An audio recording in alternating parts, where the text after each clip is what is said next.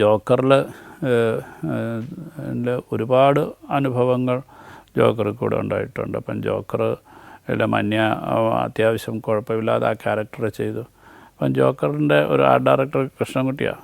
അപ്പം കൃഷ്ണൻകുട്ടി ചേട്ടനും ഞാനും ഒരു മുറിയിലാണ് കഴിയുന്നത്.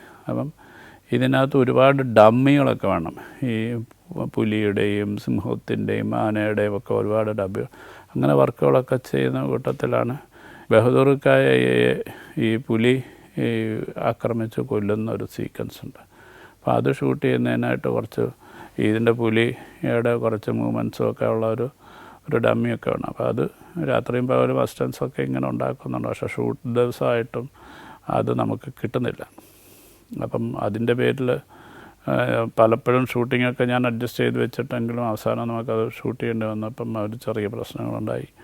അത് ഭയങ്കരമായിട്ടും ലോഹിയേട്ടൻ വഴക്ക് പറഞ്ഞത് ശരിക്കും ആ സാധനങ്ങളൊക്കെ ചെയ്തിരുന്ന പ്രശാന്ത് മാധവ് എന്ന് പറഞ്ഞ ഒരു അസിസ്റ്റൻ്റായിരുന്നു.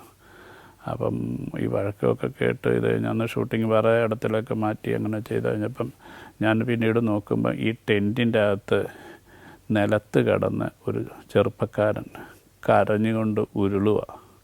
കാരണം ഈ കഴിഞ്ഞ എത്രയോ ദിവസങ്ങളായിട്ട് രാവും പകലുമായിട്ട് ഈ കുട്ടി ഇതിനു വേണ്ടി ശ്രമിക്കുകയും അതിൻ്റെ എൻ്റെ ഒരു അവസാന സമയത്ത് അത് കൃത്യമായി ചെയ്ത് ഫലിപ്പിക്കാൻ പറ്റാത്തതിൽ വഴക്ക് കേട്ടതിനുണ്ടായ ഒരു വിഷമം കൊണ്ടാണ് ഇവൻ നിലത്ത് കിടന്ന് ഉരുണ്ട് കരയുന്നത്. ഞാൻ അവനെ ചേർത്ത് പിടിച്ചു, സമാധാനിപ്പിച്ചു. സാരമില്ല, ഞാനപ്പോൾ ഇതിൻ്റെ ചാർട്ടിങ്ങൊക്കെ ഞാൻ ചെയ്യുന്നതുകൊണ്ട് എനിക്ക് ഓൾട്ടർനേറ്റീവ് പെട്ടെന്ന് എനിക്ക് ചെയ്ത് മാറാൻ പറ്റുമായിരുന്നു. അവനെ ആശ്വസിപ്പിച്ചു. അന്നേരം എൻ്റെ അടുത്ത് സങ്കടം പറഞ്ഞു, ചേട്ടാ ഞാനിങ്ങനെ ഇത്രയും നാളായിട്ട് ഡേ ആൻഡ് നൈറ്റ് വർക്ക് ചെയ്താണ്, അങ്ങനെയാണ് ഇങ്ങനെയാണ്, അവൻ്റെ സമയം കിട്ടാഴിക പ്രശ്നങ്ങളൊക്കെ പറഞ്ഞു. സാരമില്ല എന്ന് പറഞ്ഞുകൊണ്ട് അവനെ ആശ്വസിപ്പിച്ചിട്ടു. അപ്പോൾ അതിൻ്റെ ഒരു അവസാന ഘട്ടത്തിൽ ഒരു സോങ്, ആ ഷെഡ്യൂൾ കഴിഞ്ഞ് ഒരു അടുത്ത ഷെഡ്യൂളായപ്പോൾ ഒരു സോങ് ചെയ്യണം. അപ്പോൾ സോങ് ചെയ്യാനായിട്ടുള്ള ഷെഡ്യൂളെല്ലാം ക്രമീകരിച്ചപ്പോഴാണ് ഇതിൻ്റെ ആർട്ട് ഡയറക്ടർ കൃഷ്ണൻകുട്ടിക്ക് മറ്റൊരു പടവുമായി ബന്ധപ്പെട്ട് പോകേണ്ടതുകൊണ്ട് അദ്ദേഹത്തിന് സമയമില്ലാതെ വരുന്നത്. അപ്പോൾ എന്താണ് ചെയ്യുന്നതെന്നാൽ ഈ സമയത്ത് ചിത്രാഞ്ജലി സ്റ്റുഡിയോയിൽ സെറ്റിട്ട് ചെയ്യേണ്ടി. അപ്പോഴാണ് ഞാൻ ലോഹിയേട്ടനടുത്ത് പറയുന്നത്, ഞാൻ ഒരാളെ സജസ്റ്റ് ചെയ്യാം എന്ന് പറഞ്ഞിട്ട് ഈ പ്രശാന്ത് മാധവനെ ഞാൻ വിളിക്കുന്നു ചെയ്യാൻ. വളരെ മനോഹരമായ ഒരു സെറ്റ്, വളരെ ചെറിയ പൈസയ്ക്ക് വളരെ കുറഞ്ഞ സമയത്തിനുള്ളിൽ അദ്ദേഹം ചെയ്ത് തീർക്കുകയും പിന്നീട് ലോഹിയേട്ടൻ്റെ എല്ലാ സിനിമകളുടെയും ആർട്ട് ഡയറക്ടറായിട്ട് മാറിയ ഒരാളാണ്.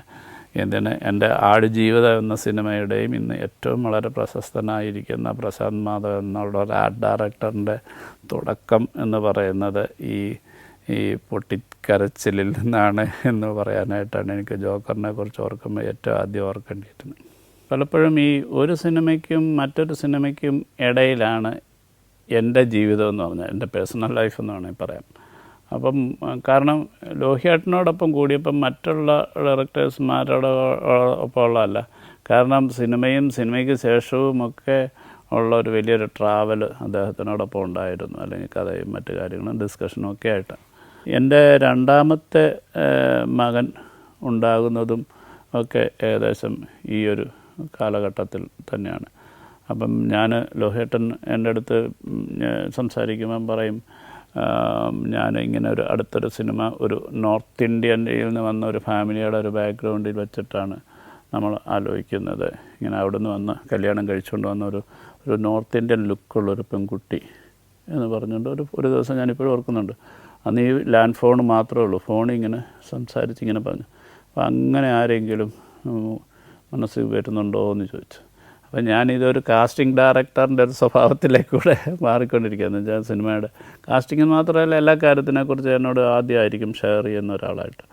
അപ്പം എനിക്കന്നേരം പെട്ടെന്ന് തോന്നിയ ഒരു പരസ്യമാണ്, ഒരു കാപ്പിയുടെ ഒരു പരസ്യത്തിൻ്റെ അകത്ത് ഒരു കല്യാണ പെണ്ണ് കൊണ്ടുവന്ന് കോഫി കൊടുക്കുന്നു, ടാറ്റ കോപ്പിയാന്ന് തോന്നുന്നു. അതിൽ അങ്ങനെ കൊടുക്കുമ്പോൾ ഈ പെണ്ണ് വന്നു കൊടുത്തതിന് ശേഷം മാറിയിട്ട് ഇഷ്ടപ്പെട്ടപ്പോൾ ഇങ്ങനെ കൈ ഇങ്ങനെ ആക്ഷൻ കാണിച്ചിട്ടുള്ളൊരു സന്തോഷം പ്രകടിപ്പിക്കുന്ന ഒരു പരസ്യം ഉണ്ടായിരുന്നു കുറേ കാലങ്ങൾക്ക് മുമ്പ്. ആ കുട്ടിയുടെ മുഖം എനിക്ക് പെട്ടെന്ന് ഈ നോർത്ത് ഇന്ത്യൻ പെണ്ണെന്ന് പറഞ്ഞപ്പം ഞാൻ പിന്നീട് ആ പരസ്യം ആരാണ് ചെയ്തതെന്നും എന്താണ് അതിൻ്റെ പിന്നിൽ ആരാണെന്നൊക്കെ ഒരു അന്വേഷിക്കും. ഞാൻ രാജൻ പോളിൻ്റെ പരസ്യ ഫോട്ടോഗ്രാഫറായ രാജൻ പോളിൻ്റെ അടുത്ത് അന്വേഷിച്ചപ്പോഴാണ് രാജൻ പറഞ്ഞത് ഇങ്ങനെ ഒരു ഡാൻസറാണ് ലക്ഷ്മി ഗോപാലസ്വാമി എന്ന് പറഞ്ഞുകൊണ്ട് ബാംഗ്ലൂർ ബേസ്ഡ് ഒരു ഇതാണ്. അപ്പം ഞാൻ അതിനെ ഉടനെ ലോഹിയേട്ടനടുത്ത് വിളിച്ച് ഇങ്ങനൊരു കുട്ടിയാണ്, ബാംഗ്ലൂരുള്ളതാണ്, എനിക്ക് ഭയങ്കര ആപ്റ്റായിട്ട് തോന്നുന്നുണ്ട് എന്ന് പറഞ്ഞു.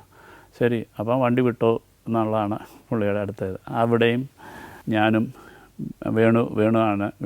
വേണുഗോപാലാണ് അതിൻ്റെ ക്യാമറമാൻ. ഞങ്ങൾ ബാംഗ്ലൂർക്ക് പോയി. അപ്പം ബാംഗ്ലൂരിൽ എൻ്റെ സിസ്റ്ററും ബ്രദറിലോ ഒക്കെ ഉണ്ടായിരുന്നുകൊണ്ട് കുറച്ച് എനിക്കവിടെ കുറച്ച് മൂവ്മെൻറ്റിന് കുറച്ച് സഹായങ്ങളൊക്കെ ഉണ്ടായിരുന്നു. അങ്ങനെ ബാംഗ്ലൂർ ജയനഗറിൽ ആണ് അഡ്രസ്സ് തപ്പിയെടുത്ത് അവിടെ ചെല്ലുന്നത്. അവിടെ ചെല്ലുമ്പോൾ ലക്ഷ്മിയുമായിട്ട് ഞാൻ സംസാരിക്കുമ്പോൾ ലക്ഷ്മി വളരെ ഇതായിട്ട് എനിക്ക് സിനിമയോട് താല്പര്യമില്ല, മണിരത്നം നായകനിൽ എന്നെ കാസ്റ്റ് ചെയ്താണ് ഞാൻ, പക്ഷേ തയ്യാറായില്ല. അപ്പം സ്വാഭാവികമായിട്ട് ഞാൻ ഇത് കൂടുതൽ സംസാരിച്ചു തുടങ്ങി. അങ്ങനെ അവർക്ക് ഒരു ഇൻട്രസ്റ്റ് ഉണ്ടാക്കിയെടുത്തു എന്ന് കഴിയുമ്പോഴത്തേക്ക് പിന്നെ ഇവർക്ക് ഡാൻസാണ് മുഖ്യമായിട്ട് ഉള്ള കാര്യങ്ങൾ. അങ്ങനെ അപ്പോൾ ഇവരെ എങ്ങനെ അഭിനയത്തിലേക്ക് കൊണ്ടുവരണോ പറ്റുമല്ലോ എന്നറിയണം. അപ്പോൾ ഞാൻ പിന്നെ അവർ സമ്മതം ആയിക്കഴിഞ്ഞപ്പോൾ നമുക്കൊരു അന്നത്തെ ഒരു വീഡിയോ ക്യാമറയാണ് നമ്മുടെ കയ്യിലുള്ളത്. അപ്പോൾ ഞാൻ പറഞ്ഞു ഞാൻ കുറച്ച് കാര്യം ഞാൻ കാണിച്ചു തരാം, അല്ലെങ്കിൽ പറഞ്ഞുതരാം, അങ്ങനെ ഒന്ന് ചെയ്ത് കാണിക്കാമെന്ന് ചോദിച്ചു. അപ്പം സിനിമയിൽ ആദ്യമായിട്ട് അഭിനയിക്കുന്ന ഒരാളെ സംബന്ധിച്ചിടത്തോളം ഇച്ചിരി പ്രയാസമുള്ള കാര്യമാണ്. അപ്പം ഞാൻ ആ സമയത്തൊരു സൺലൈറ്റ് അതുപോലെ എന്തോ ഒരു ഡിറ്റർജൻറ്റിൻ്റെ ഒരു പരസ്യം ഉണ്ടായിരുന്നു. ഒരു മാർക്കറ്റിൽ ഒരു സ്ത്രീ ഇങ്ങനെ എല്ലായിടത്തും കലകൊല എന്നൊക്കെ പറഞ്ഞുകൊണ്ട് പോയിട്ട് ഇങ്ങനെ പോകുന്ന പോയി പർച്ചേസ് ചെയ്യുന്ന ഒരാളായിട്ടുള്ള ഒരിത്. അപ്പോൾ അത് ഞാനൊന്ന് അതിൻ്റെ ഒരു ഡീറ്റെയിൽസൊക്കെ ഒന്ന് പറഞ്ഞു കൊടുത്തു. അപ്പം അങ്ങനെ ഒന്ന് കാണിക്കണം എനിക്കൊന്ന്. അങ്ങനെ ലക്ഷ്മി അത് കാണിക്കുകയും അങ്ങനെ കുറേ സീക്വൻസുകൾ ഷൂട്ട് ചെയ്തിട്ട് ഞാൻ ലക്ഷ്മിയുടെ വീട്ടിൽ വെച്ച് തന്നെ ഷൂട്ട് ചെയ്തിട്ട് ഞാൻ ലോഹിയേട്ടനെ കൊണ്ട് കാണിക്കുകയാണ്. അപ്പം മുഖം കൊണ്ട് അദ്ദേഹം ഉദ്ദേശിച്ച കഥാപാത്രമായിട്ട് ഇണങ്ങുന്നു എന്ന് തോന്നി. അവരെ ബാംഗ്ലൂരിൽ നിന്ന് വിളിച്ചു വരുത്തി നമ്മുടെ ഒരു സാരി മറ്റു കാര്യങ്ങളൊക്കെ ഉടുപ്പിച്ചൊക്കെ നോക്കി ഓഡിഷനൊക്കെ കഴിഞ്ഞതിന് ശേഷമാണ് ലക്ഷ്മി ഗോപാലസ്വാമിയിലേക്ക് എത്തുന്നത്. അങ്ങനെ എൻ്റെ ഈ പുതുമുഖ ആൾക്കാരെ നിരത്തുന്നതിൻ്റെ ഒരു മൂന്നാമത്തെ ഒരാളായിട്ട് അങ്ങനെ ലക്ഷ്മി മാറുകയാണ്. അപ്പം ലക്ഷ്മി ഈ ഗോപാലസ്വാമി എന്ന് പറഞ്ഞ ഒരു മലയാളത്തിലെ മറ്റു ഭാഷകളിലൊക്കെ ആയിട്ടൊക്കെ നിൽക്കുന്ന ലക്ഷ്മി ഗോപാലസ്വാമിയുടെ തുടക്കം ഞങ്ങളുടെ വീടിൻ്റെ പിന്നാമ്പുറം എന്ന് പറയുന്നത് അതായിരുന്നു. അപ്പോൾ അങ്ങനെ മമ്മൂക്കയായിരുന്നു അതിൻ്റെ അകത്ത് ലീഡ് റോള് ചെയ്തിരുന്നത്. കുറേ അധികം ആർട്ടിസ്റ്റുകളും ഒക്കെ ഉണ്ടായിരുന്ന ഒരു സിനിമയാണ്.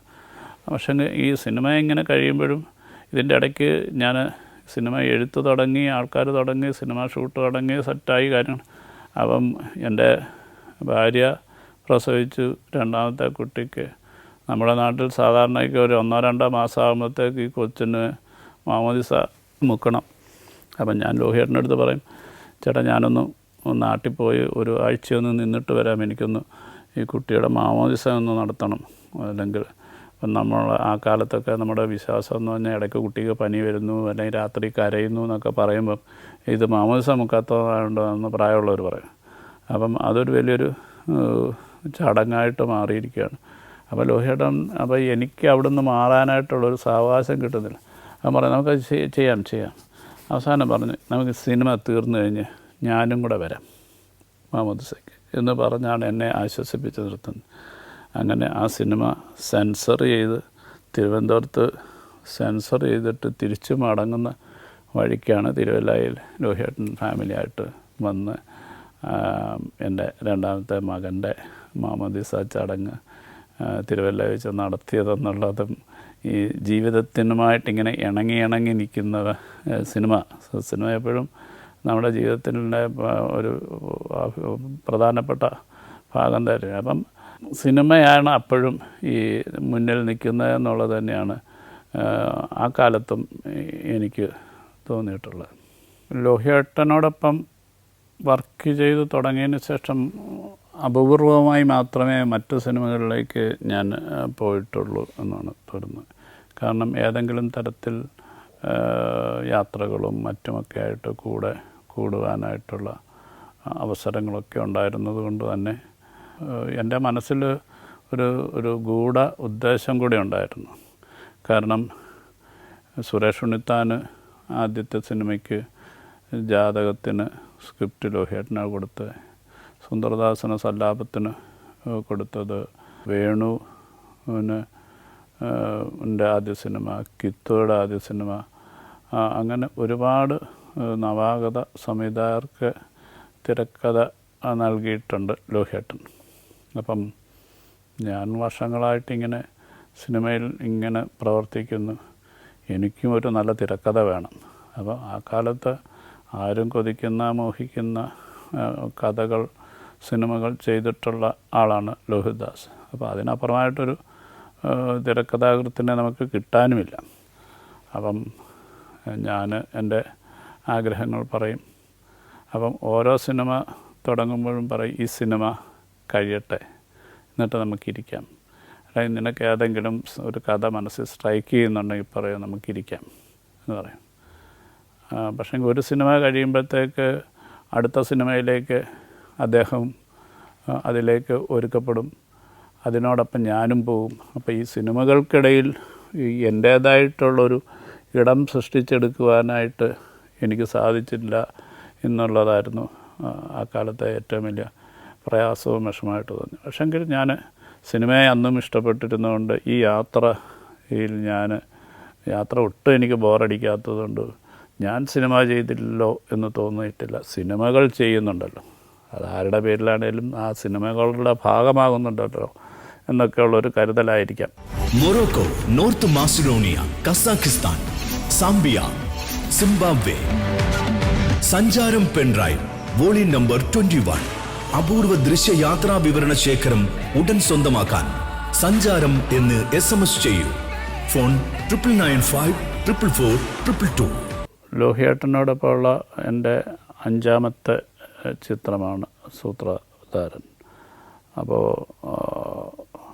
ഒരു സ്ക്രിപ്റ്റ് എന്നുള്ള ഇതിങ്ങനെ നീണ്ടു പോകുന്നു. പുതിയ സിനിമകളിലേക്ക് നമ്മൾ കയറുന്നു. അപ്പം പുതിയ സിനിമയെക്കുറിച്ച് ചിന്തിക്കുമ്പോൾ തന്നെ ലോഹിയേട്ടൻ്റെ ഉള്ളിൽ അല്ലെങ്കിൽ എഴുത്തിൻ്റെ ആരംഭം അല്ലെങ്കിൽ ചിന്തകൾ തുടങ്ങുമ്പോൾ തന്നെ എൻ്റെ അടുത്ത് ഷെയർ ചെയ്യാറുണ്ട്. അപ്പം അതിനു വേണ്ടി എന്താണ് പശ്ചാത്തലം, അല്ലെങ്കിൽ അതിനു വേണ്ടി ആർട്ടിസ്റ്റുകൾ ഏതൊക്കെ ആയിരിക്കണം മുഖ്യമായിട്ടെന്നുള്ള രീതി. അപ്പം മിക്ക സിനിമകളുടെയും കഥാപാത്രങ്ങളെ തേടിയുള്ള യാത്രയുടെ ചുമതല എനിക്ക് തന്നെയായിരുന്നു. കാരണം കഴിഞ്ഞ സിനിമകളിലൊക്കെ ഒരു സക്സസ് ആയിട്ട് ആൾക്കാരെ എത്തിക്കാൻ സാധിച്ചു എന്നുള്ളതുണ്ട്. അപ്പോൾ അങ്ങനെയാണ് ഒരു വളരെ ഫ്രഷായിട്ടുള്ള ഒരു ഭയങ്കര സൗന്ദര്യമുള്ള വളരെ മിടുക്കിയായൊരു ഒരു ടീനേജിലൊക്കെ ഉള്ളൊരു പെൺകുട്ടി വേണം എന്ന് പറയുന്നത്. പുതിയ ഒരു കുട്ടിയെ കണ്ടെത്തണം എന്ന് പറഞ്ഞപ്പോൾ എനിക്ക് പെട്ടെന്ന് മനസ്സിൽ തോന്നിയ ഒരു ദിവസം തിരുവല്ലയിലെ ഒരു ഡെൻ്റൽ ക്ലിനിക്കിൽ ഞാനും ഭാര്യയും കൂടെ പല്ല് കാണിക്കാനും മറ്റും നിൽക്കുമ്പോൾ അവിടെ ഒരു 2 കുട്ടികൾ, അവർ നമ്മുടെ വീടിനൊക്കെ അടുത്തുള്ള അല്ലെങ്കിൽ ഞങ്ങളുടെ ചർച്ചിൽ തന്നെ വരുന്നൊരു കുട്ടികൾ, അവർ അവിടെ നിൽക്കുന്ന കണ്ടു. വളരെ ചാടുലമായിട്ട് ഞങ്ങളായിട്ട് സംസാരിച്ചൊന്നുമില്ല. പക്ഷേ ഞാൻ ഭാര്യയെടുത്ത് പറഞ്ഞു, ഈ കുട്ടികൾ നല്ല കുട്ടികൾ, ഇവരൊക്കെ സിനിമയിലൊക്കെ വന്നു കഴിഞ്ഞാൽ നല്ലതായിരുന്നല്ലോ എന്നൊക്കെ ഞാനിങ്ങനെ വെറുതെ തമാശനായിട്ട് പറഞ്ഞു പോയിരുന്നു. അതിന് ശേഷമാണ് ഈ ലോഹിയേട്ടൻ്റെ ഈ കോൾ വന്നപ്പോൾ എൻ്റെ മനസ്സിലേക്ക് ഈ കുട്ടി ആരാണെന്ന് കൂടുതൽ അന്വേഷിക്കാനായിട്ട്. അപ്പോൾ അങ്ങനെ അന്വേഷിച്ചപ്പോഴാണ് ഞങ്ങൾ സെയിം ചർച്ചിലുള്ളതാണ്, നമ്മുടെ വീടിനൊക്കെ അടുത്തുള്ളവരാണ്. ഈ കുട്ടിയുടെ ജ്യേഷ്ഠത്തിയുടെ മകളും എൻ്റെ മകനും മൂത്ത മകനും ഒരേ ക്ലാസ്സിലാണ് പഠിക്കുന്നത്. അപ്പോൾ അവരെ വിടാനൊക്കെ വരുമ്പോൾ ഇവരെയൊക്കെ കണ്ടിട്ടുണ്ടെന്നൊക്കെ ഉള്ള ഒരു കഥയിലേക്കൊക്കെ കാര്യങ്ങൾ വളരുന്നത്. അങ്ങനെ ഇവരെ പരിചയപ്പെട്ടപ്പോൾ എന്നെ നമുക്ക് പരീക്ഷിക്കണമെന്ന് ഓഡീഷൻ നടത്തുന്നതിന് മുമ്പായിട്ട് ഇതിനൊരു ക്യാമറയിൽ എങ്ങനെയാണ് എന്നുള്ളൊരു ഫോട്ടോ എടുത്ത് ലോഹിയേട്ടന് അയക്കണം. അപ്പം ആ സമയത്ത് തന്നെയാണ് ഒരു ബനിയൻ്റെ പരസ്യം ഞാൻ നാട്ടിൽ ചെയ്യുന്നുണ്ട്. ഞാനങ്ങനെ വലിയൊരു പരസ്യങ്ങളൊന്നും ചെയ്ത ഒരാളല്ല, വളരെ തുച്ഛമായ ഒരു പൈസയ്ക്കുള്ള ഒരു പ്രോഡക്റ്റിൻ്റെ ഇതാണ്. അത് ഷൂട്ട് ചെയ്യുന്ന സമയത്ത് ആ ഫോട്ടോഗ്രാഫറെ കൊണ്ട് ഈ കുട്ടിയുടെ ഫോട്ടോ എടുത്ത് ലോഹിയേട്ടന് അയക്കാം എന്നുള്ള രീതിയിലാണ് ഈ കുട്ടിയെടുത്ത് വരാൻ പറഞ്ഞു സെറ്റിലായിട്ട്. അപ്പം കാവേരിയും നിഷാന്ത് സാഗറുമാണ് അതിലെ കഥാപാത്രങ്ങൾ ഈ പരസ്യത്തിലെ. അപ്പം ഓഫീസിൽ നിന്ന് ഇറങ്ങിപ്പോൾ അതിന് പുറകിൽ ഇവരുടെ പുറകിൽ ഒരു ഇൻ്റർവ്യൂ കഴിഞ്ഞിട്ട് പോകുന്ന ഒരു പെൺകുട്ടിയായിട്ട് ആദ്യമായിട്ട് ക്യാമറയുടെ മുന്നിൽ ഒരു ജൂനിയർ ആർട്ടിസ്റ്റിൻ്റെ ഒരു രീതിയിൽ നടന്നു പോകുന്നതായിട്ടാണ് മീര ജാസ്മിൻ്റെ ആദ്യത്തെ ഷോട്ടെന്ന് വേണമെങ്കിൽ പറയാം. എന്നിട്ട് അതിന് ശേഷമാണ് ഇവരുടെ കുറേ ഫോട്ടോസൊക്കെ എടുത്ത് ലോഹിയേട്ടന് അയച്ചു കൊടുക്കുന്നത്. പിന്നീട് KTDFCയുടെ ഒരു അതിൻ്റെ ഒരു ആ പ്രോജക്റ്റ് അന്നേരം ഫോട്ടോ അയച്ചു കൊടുത്തെങ്കിലും ആ പ്രോജക്റ്റിൻ്റെ മറ്റു കാര്യങ്ങളൊക്കെ മുന്നോട്ട് പോകുന്നതേ ഉള്ളൂ. അതുകൊണ്ട് തന്നെ KTDFCയുടെ ഒരു പരസ്യം എനിക്ക് ലഭിക്കുകയുണ്ടായി. അപ്പോൾ അതിലേക്ക് ഒരു പുതുമുഖം സുരേഷ് കുമാർ, പ്രൊഡ്യൂസർ സുരേഷ് കുമാറാണ് അത് ഓർഗനൈസ് ചെയ്യുന്നത്. അപ്പോൾ അതിന് ഷൂട്ട് ചെയ്യാനായിട്ട് ഊട്ടിയിലാണ് അതിൻ്റെ ഷൂട്ട്. ക്യാമറാമാൻ ഈ വേണുഗോപാൽ തന്നെയാണ്. അപ്പോൾ ഊട്ടിയിൽ സുരേഷ് ഏട്ടൻ്റെ ഒരു സിനിമയുടെ ഷൂട്ടിങ്ങിനോട് ചേർന്ന് അവിടെ വെച്ചാണ് ഷൂട്ടിങ്. കാരണം പല ക്യാമറയും മറ്റുമൊക്കെ അതിൽ നിന്ന് എടുക്കാമെന്നുള്ളതുകൊണ്ട്. അങ്ങനെ ഇത് കഴിയുമ്പോൾ ഞാനൊരു 3-4 സീക്വൻസുകൾ എഴുതി ആണ് KTDFCക്ക് വേണ്ടി ചെയ്യുന്നത്. അപ്പം അതിലൊരു പെൺകുട്ടി വേണം. ഞാൻ ഈ കുട്ടിയെ വിളിച്ചു, ജാസ്മിനെ വിളിച്ചു. ജാസ്മിൻ മറിയം ജോസഫ് എന്നാണ് ജാസ്മിൻ്റെ പേര്. ജാസ്മിനെ വിളിച്ച് ജാസ്മിനും ജ്യേഷ്ഠത്തെയും കൂടെ വന്നു. ഞാൻ എൻ്റെ ഭാര്യയും കൂടെ കൂട്ടിക്കിട്ടു അവിടെ ഊട്ടി പോയി. ആ പരസ്യത്തിലെ നായിക മീര ജാസ്മിൻ ആയിരുന്നു. KTDFCയുടെ അതാണ് ശരിക്കും ഒരു ക്യാമറയുടെ മുന്നിൽ അഭിനയിച്ചു എന്ന് പറയുന്ന ഒരു സീക്വൻസ് എന്ന് വേണമെങ്കിൽ പറയാം. അത് കുറേ കാലം KTDFCയുടേതായിട്ടുള്ളൊരു പരസ്യമായിട്ട് ധാരാളം TV-യിലും ഒക്കെ കൊമേഴ്ഷ്യൽസ് ആയിട്ട് വന്നിട്ടുള്ളതും കൂടെയാണ്. ജാസ്മിൻ്റെ ഫോട്ടോഗ്രാഫ്സൊക്കെ അയച്ചു കൊടുത്തതിന് ശേഷം ഈ കുട്ടിയെ ലോഹിയേട്ടന് കാണിക്കുന്നതിനായിട്ട് ഷൊർണൂർക്ക് കൊണ്ടുപോകണം. അപ്പം ജാസ്മിൻ്റെ വീട്ടിൽ നിന്ന് ആരും വരാനില്ല. അച്ഛന് വളരെ കടുത്ത എതിർപ്പുണ്ട്. ഈ കാര്യമായി ഞാൻ അദ്ദേഹത്തിനെ സമീപിച്ചപ്പോൾ എന്നെ ശാസിച്ച് വിടുകയാണ് ഉണ്ടായത്. അപ്പം അതുകൊണ്ട് തന്നെ ഡാഡി അറിയാതെ വേണം ഈ ഷൊർണൂർക്ക് പോവുക എന്നുള്ളത്. അങ്ങനെ മമ്മി റെയിൽവേ സ്റ്റേഷനിൽ കൊണ്ടുവിട്ടപ്പോൾ ഞാൻ എൻ്റെ ഭാര്യയും കൈക്കുഞ്ഞിനെയും കൂടെ കൂട്ടി. അങ്ങനെ ഞങ്ങൾ 4 പേരും കൂടെയാണ് ഷൊർണൂർക്ക് ചെന്ന് ലോഹിയേട്ടനെ കാണുന്നതും പരിചയപ്പെടുത്തുന്നതും ഒക്കെ. പിന്നീട് ഞങ്ങൾ തിരിച്ചു വരുമ്പം എനിക്ക് തോന്നുന്നൊരു ന്യൂ ഇയർ കാലമാണ്. ട്രെയിനിൽ ലോക്കൽ കമ്പാർട്ട്മെൻറ്റിൽ സൂചി കുത്താൻ സ്ഥലമില്ലാത്ത പോലെ ആൾക്കാർ തിങ്ങി നിൽക്കുന്ന ഇടത്ത് നമ്മൾ വളരെ പ്രയാസപ്പെട്ട് ബുദ്ധിമുട്ടി ഇങ്ങനെ യാത്ര ചെയ്തുകൊണ്ടിരിക്കുമ്പോൾ ഇടയ്ക്ക് കാണുന്ന വഴി റെയിൽവേ ട്രാക്കുകൾക്ക് സമീപമുള്ള പോസ്റ്ററുകളൊക്കെ കണ്ടിട്ട് ഞാനിങ്ങനെ ഈ കുട്ടിയെടുത്ത് പറയും, മോളെ നാളെ നിൻ്റെ പടവും ഇതുപോലൊക്കെ വരും. എന്നുവെച്ചാൽ ഒരു ഓഡീഷൻ കഴിഞ്ഞിട്ട് വരുവാണല്ലോ. അപ്പം എന്നെ നോക്കി ചിരിക്കും. അപ്പോൾ ഈ യേശുദാസിൻ്റെ അടുത്ത് അദ്ദേഹത്തിൻ്റെ പിതാവ് പറഞ്ഞു കൊടുത്തതായിട്ട് ഞാൻ കേട്ട ഒരു കാര്യമുണ്ട്. ഈ താമര പോലെയുള്ള ഒരു പുഷ്പത്തിൻ്റെ മുകളിൽ ഒരു ലക്ഷ്മി ദേവി എങ്ങനെയാണ് നിൽക്കുന്നത്, അങ്ങനെ ലക്ഷ്മി ദേവിക്ക് എങ്ങനെ നിൽക്കണമെന്നുണ്ടെങ്കിൽ ഒരു ഭാരമില്ലാത്ത അവസ്ഥ അല്ലെങ്കിൽ ഖനമില്ലാത്ത ഒരവസ്ഥ ഈ ലക്ഷ്മിക്കുണ്ടാവണം എന്ന് പറഞ്ഞ പോലെ ആയിരിക്കണം ജീവിതത്തിൽ. അങ്ങനെ ഒരു ഖനമില്ലാത്തൊരവസ്ഥയിൽ വരുമ്പോഴാണ് എല്ലാ ഐശ്വര്യവും സമ്പത്തും ഒക്കെ ഉണ്ടാകുന്നതെന്നൊക്കെ പറഞ്ഞത് ഞാൻ ഇപ്പം ഓർക്കുകയാണ്.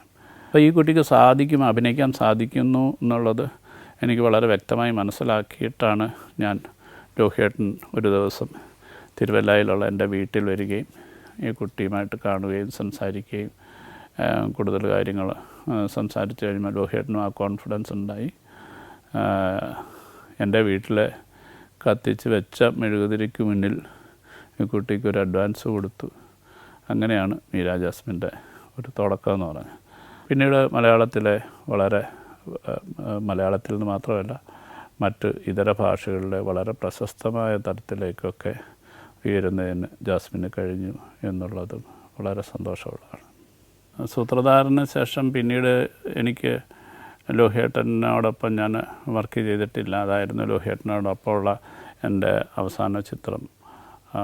പിന്നീട് ഞാൻ എൻ്റേതായിട്ടുള്ള മറ്റു വഴികളിലൂടെ ഉള്ളൊരു യാത്രയായിരുന്നു.